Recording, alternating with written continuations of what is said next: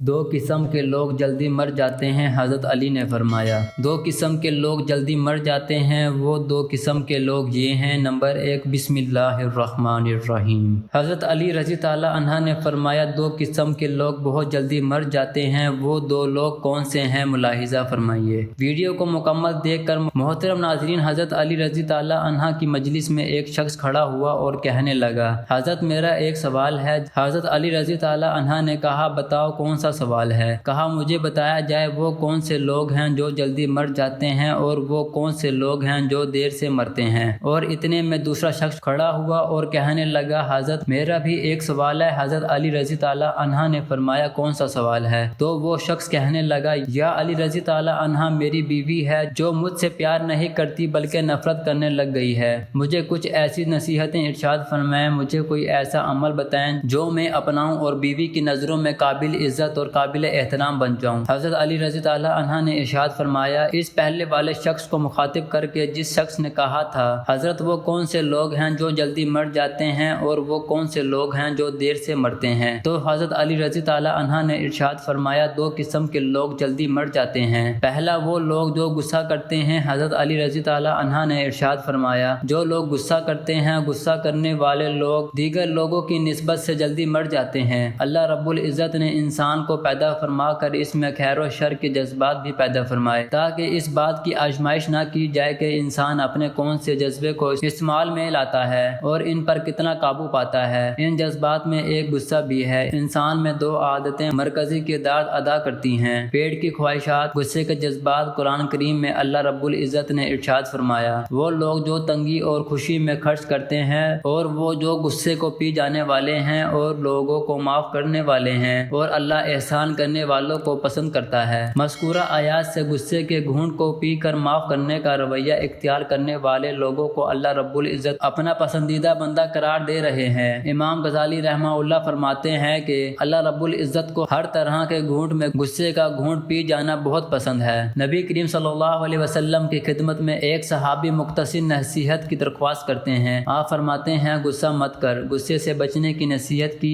ایک اہم وجہ یہ ہے کہ غصہ فقط ایک معاملہ نہیں بلکہ غصہ اپنے اندر بہت سی برائیوں کا مجموعہ ہے۔ اسی لیے علماء صوفیہ اسے ام الامراض کا نام بھی دیتے ہیں۔ سیدنا محمد بن جعفر فرماتے ہیں، غصہ ہر برائی کی چابی ہے، کیونکہ ایک ایسا مرض ہے جو بہت سی برائیوں کی وجہ سے پیدا ہوتا ہے اور اس کی کوکھ سے بہت سے برائیاں جنم لیتی ہیں۔ مثلاً غصہ اس شخص کو زیادہ آتا ہے جو تکبر، خود پسندی کے مخالطے میں مبتلا ہو۔ کوئی شخص کسی کو اپنے برابر یا اپنے سے بہتر سمجھ کر کبھی بھی اس پر غصہ نہیں کرتا۔ غصہ کرنے والے لوگ ہمارے معاشرے میں یہ بیماری بھی بہت زیادہ پھیلی ہے۔ ہر بندہ غصے میں بھڑکتا ہوا نظر آتا ہے۔ غصہ کرنے والا شخص نہ اللہ تعالیٰ کو پسند ہے، نہ ہی اللہ تعالیٰ کے رسول صلی اللہ علیہ وسلم کو پسند ہے اور نہ ہی اللہ تعالیٰ کے مخلوق کو پسند ہے۔ غصہ اس سلگتی ہوئی تیلی کی مانند ہے جو دوسروں کو جلانے میں خود جلتی ہے، اور حضرت علی رضی اللہ عنہ نے فرمایا، غصے کرنے والا شخص بے خوابی کا شکار بنا رہتا ہے۔ غصہ کرنے والا شخص کو نیند نہیں آتی۔ غصہ کرنے والا شخص نیند سے محروم رہتا ہے۔ غصہ کرنے والا شخص سکون سے محروم رہتا ہے۔ غصہ کرنے والا چین سے محروم رہتا ہے۔ غصہ کرنے والا شخص پھیپھڑوں اور دل کا مریض بن جاتا ہے۔ جب پھیپھڑوں اور دل کا مریض بن جاتا ہے تو یہ شخص جلدی مر جاتا ہے۔ ناظرین، غصہ انسان کی شخصیت کا باطنی اظہار ہوتا ہے۔ جب انسان کے مزاج کے خلاف کوئی بات ہو جائے تو اسے ناپسندیدہ عمل کے رد عمل میں کیے جانے والے اظہار کو غصہ کہتے ہیں۔ غصہ انسانی فطرت کا لازمی جزو ہے، لیکن اگر یہ ایک خاص حد سے تجاوز کر کے انسان کو اندرونی اور بیرونی طور پر مصائب میں مبتلا کر دے تو کسی مستند ماہر نفسیات کے مشورے سے اس کا تدارک ضروری ہے، ورنہ یہ ڈپریشن جیسے امراض کا موجب بن جاتا ہے۔ علامات یہ ہیں: غصہ کرنے والے شخص کو ہائی بلڈ پریشر، چہرے کے سرخ ہو جانا، دل کی دھڑکن کا تیز ہو جانا، تیز تیز سانسیں لینا وغیرہ۔ ایک شخص نبی کریم صلی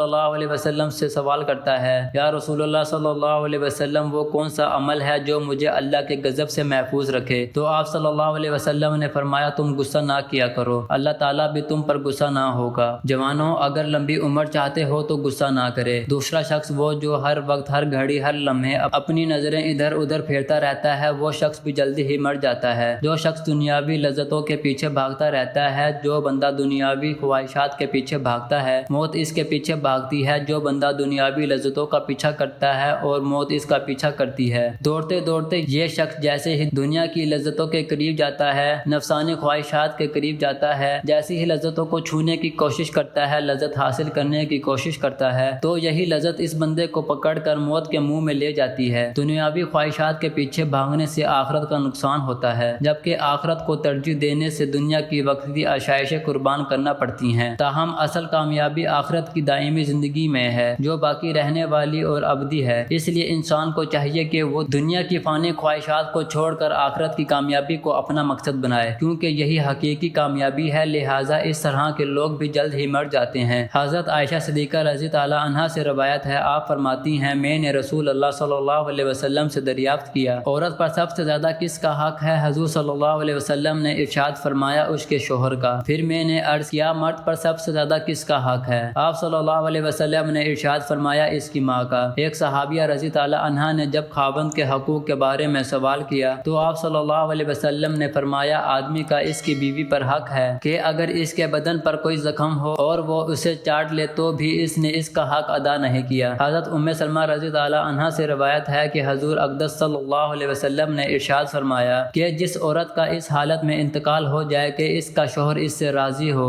تو وہ عورت جنت میں داخل ہوگی۔ تمام دوست نماز کا اہتمام لازمی کریں۔ نماز پڑھنا ہر مسلمان مرد اور عورت پر فرض ہے۔ رسول اللہ صلی اللہ علیہ وسلم نے فرمایا، مجھے اللہ کی طرف سے حکم دیا گیا کہ لوگوں سے جنگ کرو اور اس وقت تک کہ وہ اس بات کا اقرار کر لیں کہ اللہ کے سوا کوئی معبود نہیں اور یہ کہ محمد صلی اللہ علیہ وسلم اللہ کے سچے رسول ہیں، اور نماز ادا کرنے لگیں اور زکوٰۃ دیں۔ جس وقت وہ یہ کرنے لگیں تو مجھ سے اپنی جان و مال کو محفوظ کر لیں گے سوائے اسلام کے حق رائے۔ ان کے دل کا حال، ان کا حساب اللہ کے ذمہ ہے۔ دعا ہے کہ اللہ تعالیٰ میرا سنانا اور آپ کا سننا اپنی بارگاہ الہی میں قبول و منظور فرمائے، آمین ثم آمین۔ ناظرین، کمنٹ باکس میں حضرت محمد صلی اللہ علیہ وسلم کے 99 ناموں میں سے ایک نام ضرور ٹائپ کریں۔